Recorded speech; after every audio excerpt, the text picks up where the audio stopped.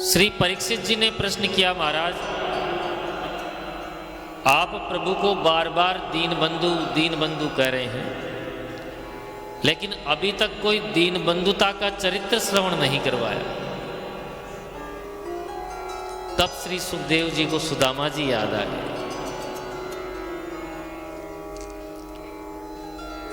कृष्णस्यासीत् कसा कश्चित् ब्राह्मणो ब्रह्मवित्तमः विरक्त इंद्रियार्थेषु प्रशांतात्मा जितेंद्रियः। श्री सुखदेव जी सुदामा जी का परिचय देते हुए कहते हैं, एक बार भी सुदामा का नाम नहीं लिया। कृष्णस्यासीत् सखा कश्चित्, भगवान श्री कृष्ण के बचपन की सखा। ब्राह्मणों ब्रह्मवित्तम है, वो ऐसे केवल ब्राह्मण नहीं है, ब्राह्मणों में भी उत्तम ब्राह्मण है। विरक्त इंद्रियार्थेषु, सभी इंद्रियों से विरक्त। प्रशांत आत्मा, एक तो शांत आत्मा है, एक प्रशांत आत्मा। प्रशांत आत्मा किसे कहते हैं? जिसे आवश्यकता होने पर भी किसी चीज की कामना नहीं करते, संतोषी ब्राह्मण। 2 अध्यायों में श्री सुदामा चरित्र गाया है, लेकिन एक बार भी सुदामा जी का नाम नहीं लिया। लेकिन सुशीला का परिचय देते हुए कहते हैं, दरिद्रा सीधमाना सा वेपमाना भिगम्य च है। सुदामा जी की पत्नी दरिद्रा थी। अब पति दरिद्र नहीं है, एक बार भी दरिद्र नहीं लिखा सुदामा जी के आगे, लेकिन पत्नी को दरिद्रा लिखा। क्यों? क्योंकि पतिदेव जी को तो कोई कामना नहीं है, लेकिन बच्चों को दोनों समय भोजन चाहिए, उनकी भी तो व्यवस्था करनी है। तो एक गृहिणी को तो हमेशा चिंता बनी ही रहेगी। एक दिन भगवान को लगा कि ऐसे तो ये मेरे पास आएगा नहीं, मानो भगवान ही किसी महात्मा का रूप धरकर श्री सुदामा जी के द्वार पर चले गए। द्वार पर जाकर आवाज लगाई, देवी भिक्षाम देही।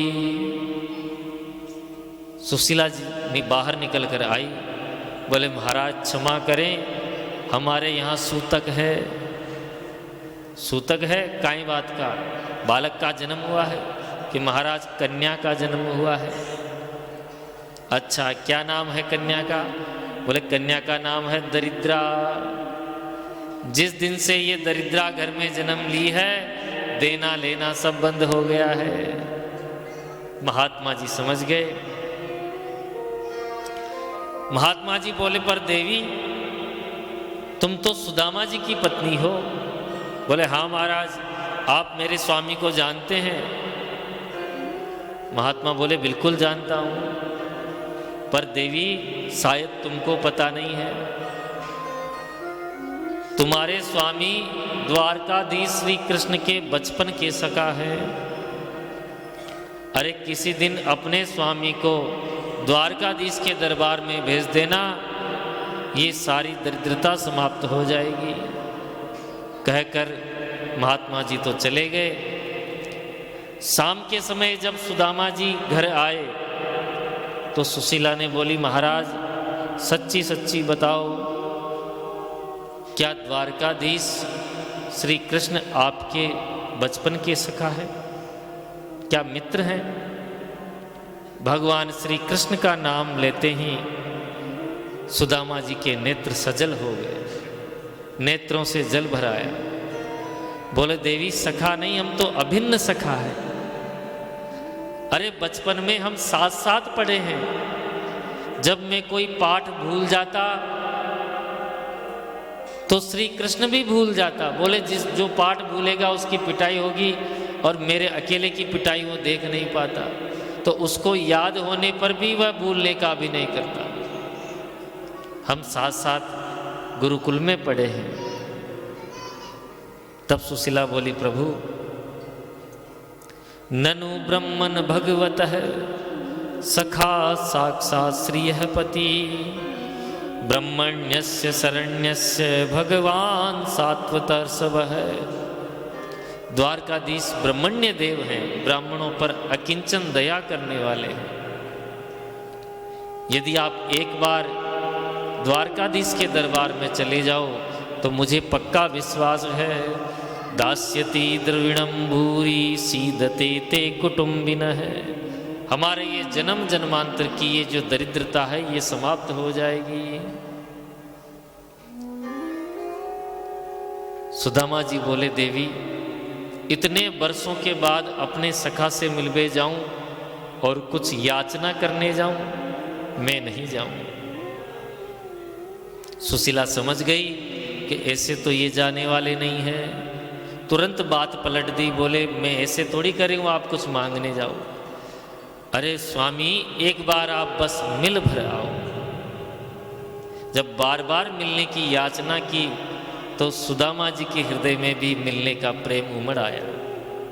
अयम ही परमो लाभो उत्तम श्लोक दर्शन, कम से कम उनके दर्शन ही हो जाएंगे। ये सोचकर सुशीला से कहा, देवी कुछ स्थान ऐसे होते हैं जहाँ खाली हाथ नहीं जाया जाता। माता पिता के यहाँ, गुरु के यहाँ, बिटिया के ससुराल में, राजा के यहाँ, और अपने राम के पास तो कुछ है ही नहीं, क्या लेके जाएं? बाद में कर लेना ये सब महाराज, विनम्र निवेदन।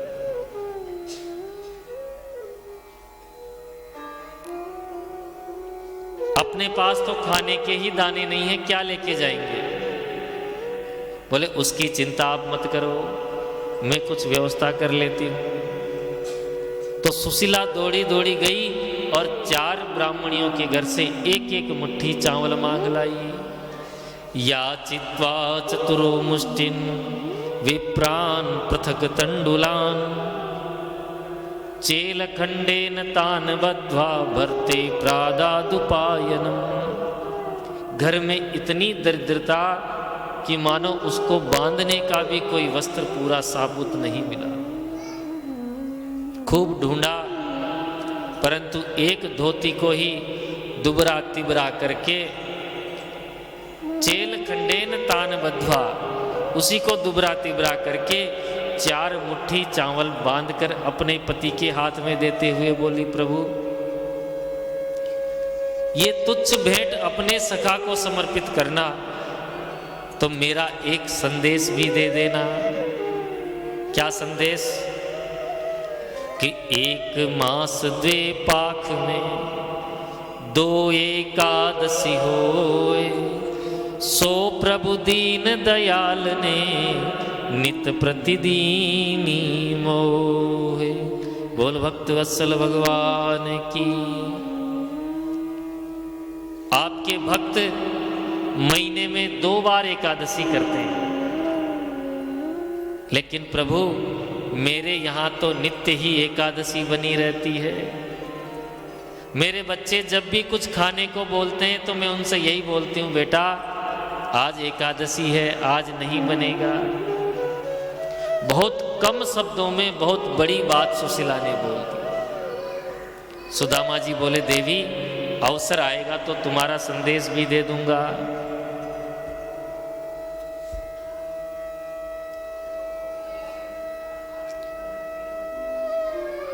चार मुट्ठी चावल पोटली में लिए, बगल में दबाए, सुदामा जी द्वारिकापुरी को निकल पड़े। अब महाराज भगवान की प्रतिज्ञा है, जो तू आवे 1 पग, मैं आऊं पग 60।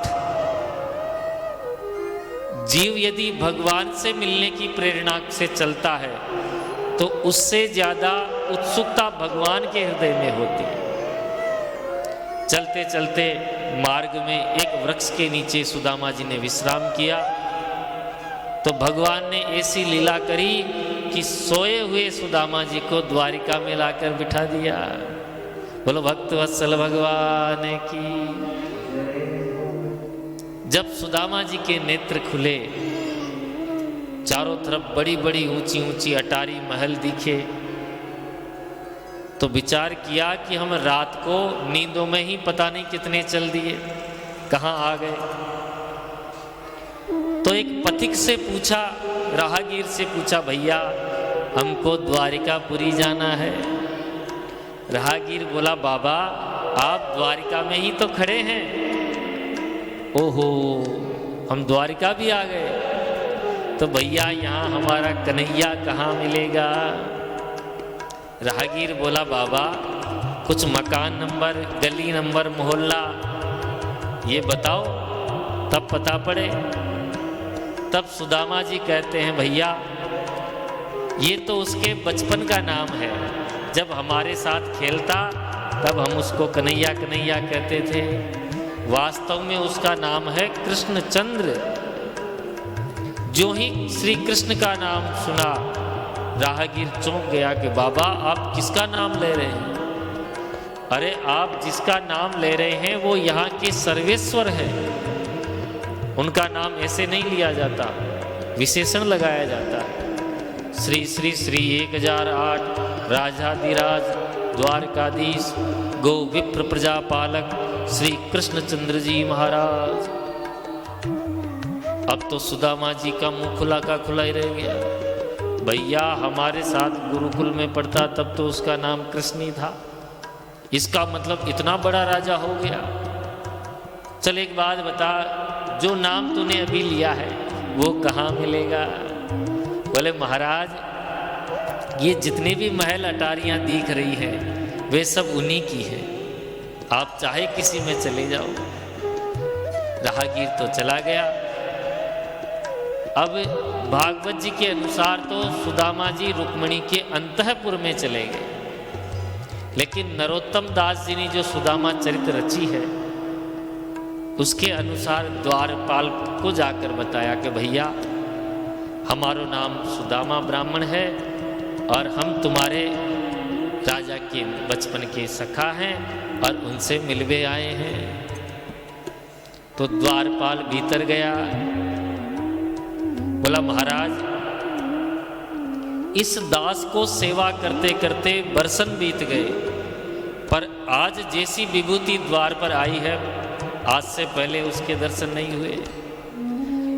इस दरबार में ब्रह्मा, भगवान शंकर, इंद्र, वरुण, यम आते जाते रहते हैं, लेकिन ये विभूति बड़ी जोरदार है।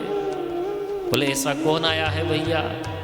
तब द्वारपाल कहता है कि शीस पगान झगातन पे प्रभु, जाने को आई बसे के ही ग्रामा, धोती फटी सी लटी दुपटी अरु, पाय उपान की नहीं सामा, द्वार खड़ो द्विज दुर्बल एक, रयो चकिसो वसुधा अभिरामा, पूछत दीन दयाल को धाम, बसावत आपरु नाम सुदामा। जो सुदामा नाम सुना महाराज सिंहासन से कूद पड़े, पादुका पहनना भूल गए, पीतांबर गिर गया और महाराज दरबार की 7 ड्योढ़ी पार करके सुदामा जी के पास आ गए। उधर सुदामा जी खड़े खड़े विचार कर रहे हैं, नाम भी पता होगा कि नहीं, पहचान पाएगा कि नहीं। और जैसे ही द्वारकाधीश आए हैं दौड़कर श्री सुदामा जी को हृदय से लगा लिया। बोले दीन बंधु भगवान की, द्वारकाधीश की जय जय श्री।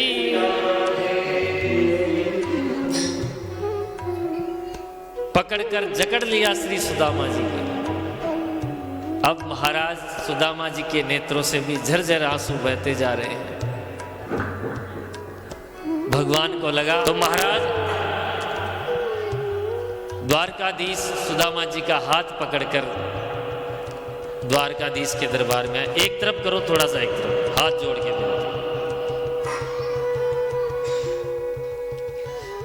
सारी सभा विस्मय चकित हो गई। कि प्रभु जिसके लिए सिंहासन से कूद के गए वो ऐसा होगा। एक पूरी धोती भी शरीर पे नहीं, आधी ऊपर है आधी नीचे है, पैरों में कोई जूती चप्पल नहीं है। और सभा की भव्यता को देखकर सुदामा जी आश्चर्यचकित हो रहे।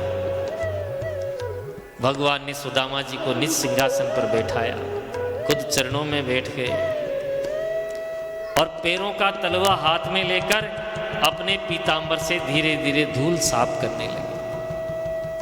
जो पैरों के तलवों पे दृष्टि गई, इतनी लंबी यात्रा करने के बाद बड़े बड़े छाले हो गए, कुछ छाले फूट भी गए। रुक्मणी जी को इशारा किया कि जाओ चरण धोने के लिए जल लेकर आओ। रुक्मणी जी हड़बड़ा गई, बोले आज से पहले इन्होंने मेरे को कोई काम के लिए नहीं कहा, क्यों इतने दास दासी खड़े रहते हैं। दौड़कर रुक्मणी भीतर गई और प्रभु ने पैरों के तलवों को साफ किया। कुछ छाले फूट गए तो उनमें कुछ कंकड़ भी धंस गए। भगवान एक कंकड़ को निकालते हैं तो रक्त की धार बह निकलती है। ये दृश्य देखकर भगवान के नेत्र भी सजल हो गए। एक आंख से गंगा और एक आंख से जमुना की धारा बहने लगी। रुक्मणी जी जल लेकर आती, उससे पहले ही भगवान ने गंगा जमुना से श्री सुदामा जी के चरण धो दिए।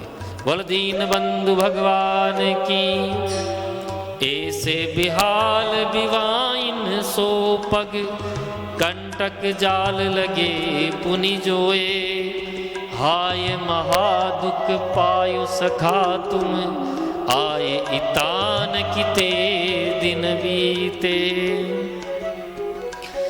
देखी सुदामा की दीन दशा, करुणा करके करुणा निधि रोए, पानी परात को हाथ छुयो नहीं, नैनन के जल से पग धोए। बोल दीन बंधु भगवान की, प्रीतो विमुंचद बिंदून, नेत्राभ्याम पुष्करे क्षण।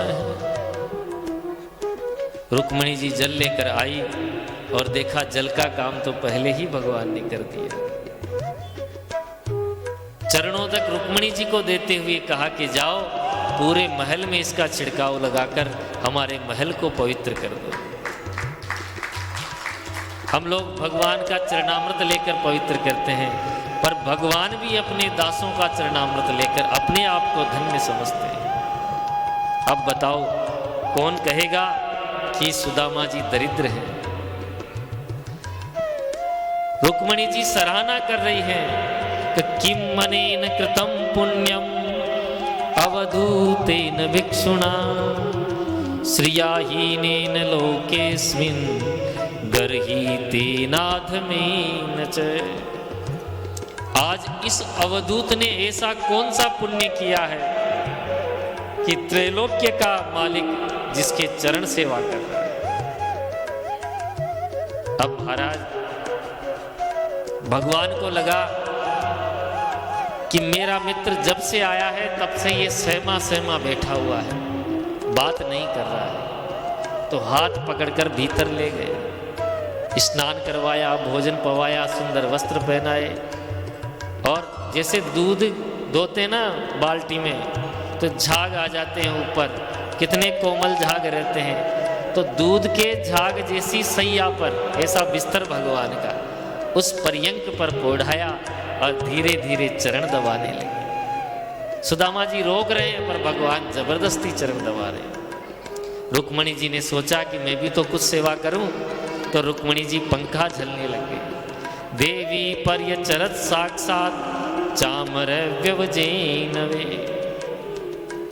श्री सुखदेव जी कहते हैं राजन बताओ कौन कहेगा सुदामा दरिद्र है। अरे सारा जगत केवल दो के आगे हाथ पसारता है, कि तो लक्ष्मी के आगे के नारायण के आगे। आज साक्षात भगवती लक्ष्मी तो जिनकी पंखा सेवा कर रही है और साक्षात नारायण जिनकी चरण सेवा कर रहे हैं। भगवान ने सोचा कि मेरा मित्र जब से आया है तब से कुछ बात नहीं कर रहा है, तो बात करने का प्रयास किया। बोले मित्र, इतनी लंबी यात्रा करके आए हो, पहले नहीं आ सकते थे? इतनी देर से क्यों आए? बोले भैया तेरा पता ठिकाना लगाना ही मुश्किल है, कैसे जैसे करके तो तेरा पता लगा। बोले अच्छा एक बात बता, तेरा विवाह हुआ कि नहीं हुआ? तो शादी की बात सुनकर सुदामा जी हंस पड़े। बोले मित्र और कोई बात नहीं मिली तेरे को पूछने की? भगवान बोले मित्र क्योंकि मैं तुझे जानता हूं, तू बचपन से बाबा बैरागियों जैसी बातें करता था, तो कहीं सचमुच बाबा बैरागी तो नहीं बन गया? तो सुदामा जी बोले नहीं मित्र, शादी हो गई और तेरी भाभी का नाम है सुशीला, और तुझे पता ना है तेरी भाभी ने मुझे तेरे पास भेजा है। ओहो भाभी जी ने भेजा है तो मेरे ताई जरूर कुछ न कुछ चीज भेजी होगी। अब महाराज वो सुदामा जी को चावल याद आ गए। ये इतनो बड़ो राजा धीराज, इतनो बड़ो राजा महाराजा, और यहाँ के ताई देने को मेरे पास क्या है? 4 अलग अलग घर से मांगे हुए चावल, और चावल महाराज 4 प्रकार के होंगे तो समझ में आ जाएंगे, कोई बासमती, कोई कच्चा, कोई पक्का, कोई किणकी, अलग अलग दिख जाएंगे। तो सुदामा जी ने चावल की पोटली जोरदार दबा ली। सुदामा जी बोले मित्र मेरे पास काई धरा है तेरे को देने को? कुछ नहीं भेजा। चलो कोई बात नहीं मित्र, कुछ नहीं भेजा तो अच्छा एक बात बता, तुझे बचपन की बातें याद है कि नहीं? बोले मित्र खूब याद है। तो भगवान बोले हम बचपन में समिधा बीनने जाते थे, हैं? तो एक रात समिधा बीनने गए, उस रात कितनी जोरदार बारिश हुई भैया, पेड़ पर शरण लेनी पड़ी, सारी रात पेड़ पर बैठकर निकाली, और वह रात सुदामा तेरे दांत कितने जोरदार कटकटा रहे थे। अब सुदामा जी समझ गए ये तो कुछ और ही पोल पट्टी खोलवे वारो है। सुदामा जी ने बात पलट दी, मित्र वो बचपन की बातें भी क्या है, बड़े आनंदमय दिन थे। तब भगवान बोले तो साची साची बात बता, भाभी ने मेरे ताई कुछ नहीं भेजा? सुदामा जी बोले तेरी सुई वापस यहीं आकर अटक गई भैया, जब एक बार स्पष्ट कह तो दिया कुछ नहीं भेजा। भगवान बोले तू मेरी आदत जानता नहीं, मेरा स्वभाव है पत्रम पुष्पम फलम तोयम यो में भक्त्या गणन्ति ते। चाहे पत्र दो, यहां नाम नहीं लिखा भाई तुलसी का पत्ता चढ़ाओ कि कोई भी बेल पत्ता चढ़ाओ, केवल पत्र चढ़ा दो आप तो किसी का, पुष्प चढ़ा दो, फल चढ़ा दो, और ये भी नहीं मिले तो तोयम जल ही चढ़ा दो, मैं तो उससे ही प्रसन्न हो जाऊंगा। केवल एक ही शर्त है, यो में भक्त्या प्रयच्छति, भक्ति पूर्वक चढ़ा दो, जो भी तुम्हारे पास है वो चढ़ा दो। सुदामा जी बोले तू कितना ही प्रवचन दे मेरे को, जब मेरे पास कुछ है ही नहीं देने को तो क्या दूंगा? कोई बात नहीं मित्र, पर एक बात बता, जब से आया है तब से इस हाथ को खूब जोरदार खींच रखा है, भैया कंधे में कोई दर्द है क्या? बोले मित्र इतनी दूर यात्रा करके आया हूं, थोड़ा बहुत दर्द तो हो ही जाता है। ओहो तो ये बात है, मैं इतनी देर से तेरे पैर दबा रहा हूं, मुझे क्या पता तेरे हाथ में दर्द है? तो स्वयं जहार भगवान ने जबरदस्ती हाथ खींचा, और जो बगल में पुटरिया थी वो बाहर निकल के आ गई। बोल भक्त वत्सल भगवान की। स्वयं जहार किमिद मिति पृथक तंडुला। भगवान ने चावल की पोटली खोली और कहा मित्र इतनी स्वादिष्ट भोग तू लेकर आया है और इतनी देर से छिपा के रखा है। चावल की पोटली खोली और इति मुष्टिक सकृत जद्वा द्वितीयाम जद्धुमा ददे तावस्तीर जग्रहे हस्तम तत्परा परिमेष्टिन है। एक मुट्ठी चावल जो ही मुख में ली तो एक लोक की संपदा श्री सुदामा जी को भेंट कर दी। बोलो दीन बंधु भगवान की। दूसरी मुट्ठी खाने ही वाले थे कि रुक्मणी जी ने हाथ पकड़ लिया। महाराज, दूसरा लोग देकर क्या खुद सुदामा बनोगे?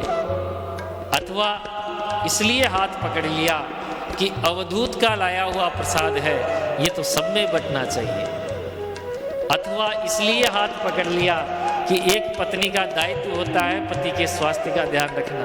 कच्चे चावल हैं, पेट में गड़बड़ी भी कर सकते। तो महाराज शेष चावल रुक्मणी जी को भेंट किया, बोले सब में प्रसादी बांट दो।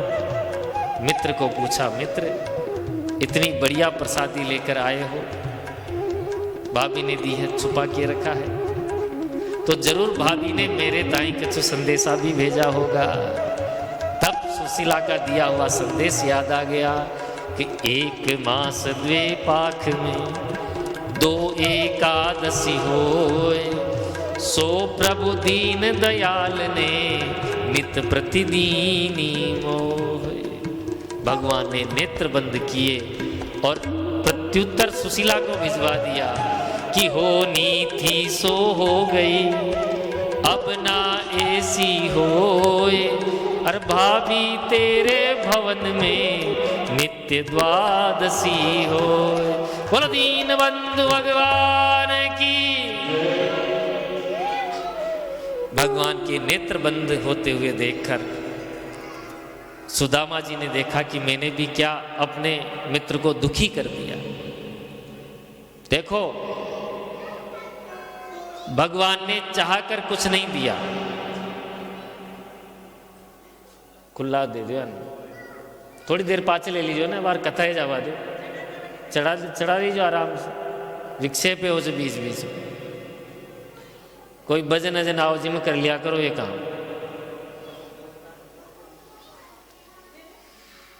तो महाराज, भगवान ने नेत्र बंद होते देखकर सुदामा जी को लगा कि मैंने भी अपने मित्र को दुखी कर दिया।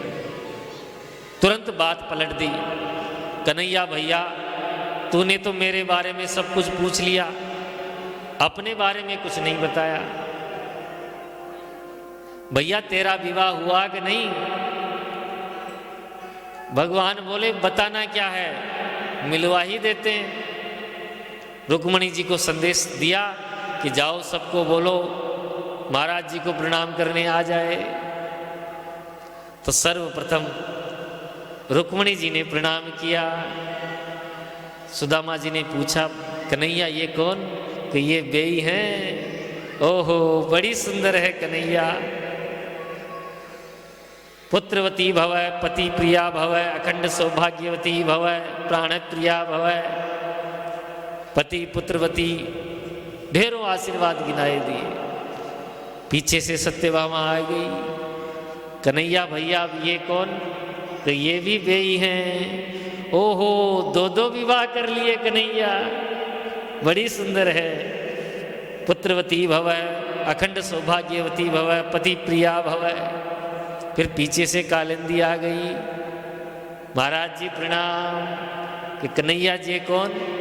अब ये भी बेई है। ओहो कन्हैया तू भी बड़ा विचित्र है भैया, कितनी है ये तो बता दे। भगवान बोले मेरे को कहने में बड़ी शर्म आती है मित्र, अब जितनी आ रही है तेरे सामने है, खुद ही गिन लेना। सुदामा जी बोले आने दे, मैं गिन लूंगा, क्यों टेंशन करता है, उनको क्या पता कितनी है। धीरे धीरे महाराज संख्या 5000 हो गई और आशीर्वाद देते देते सुदामा जी का गला बैठ गया। अब तो खाली भव भव भव। सुदामा जी बोले कन्हैया तेरी लीला अपरंपार है, भैया पक्की पक्की बता कितनी है। मेरी तो गला ही बैठ गया, अब मेरे बस की बात नहीं है आशीर्वाद देने की। भगवान बोले तो क्या घर में लड़ाई करवाओगे? अभी तो संख्या आधी ही नहीं हुई, कुल संख्या है 16,108 और ये है द्वारकाधीश के ठाठ। सुदामा जी बोले कन्हैया भैया तूने तो मरवा दिया भैया। अरे सबन को आशीर्वाद देते देते तो मेरा गला ही ठप्प हो ही जाएगा, अब मैं और आशीर्वाद नहीं दे सकूं।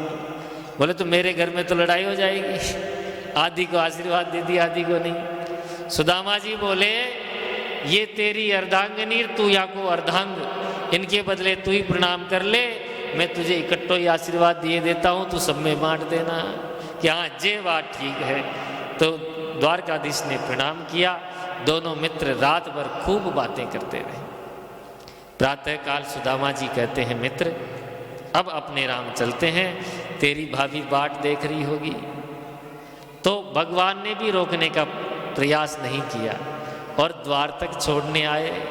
सुदामा जी मन ही मन सोच रहे हैं इसने स्वागत सत्कार तो खूब किया पर लेवे देवे की बात कछु ना करी। मैं भी जानता हूं कि सुशीला ने मुझे क्यों भेजा है, अरे कम से कम सुशीला के ताई एक साड़ी दे देता है।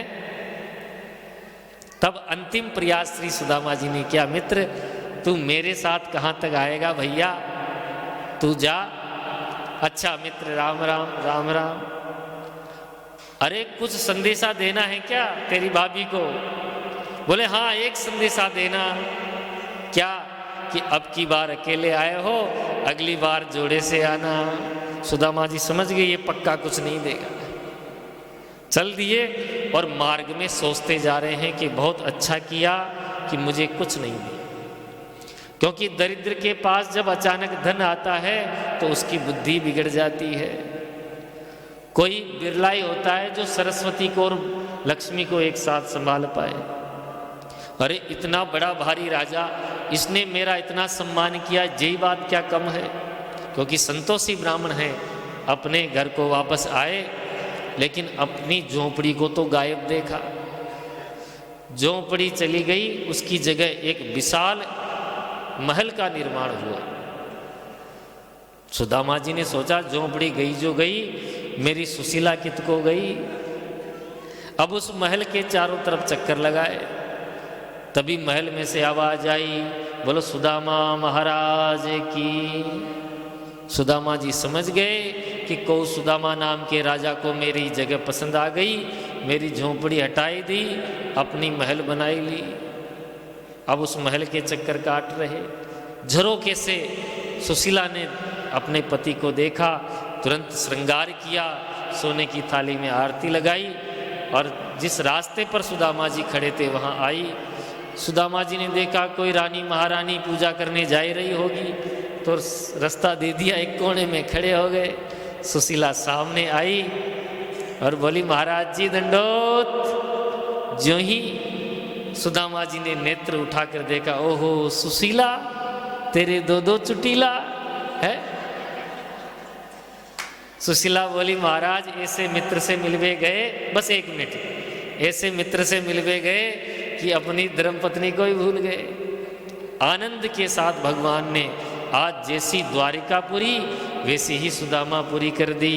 बोलो भक्त वत्सल भगवान की, दीन बंधु भगवान की। अब भाई साहब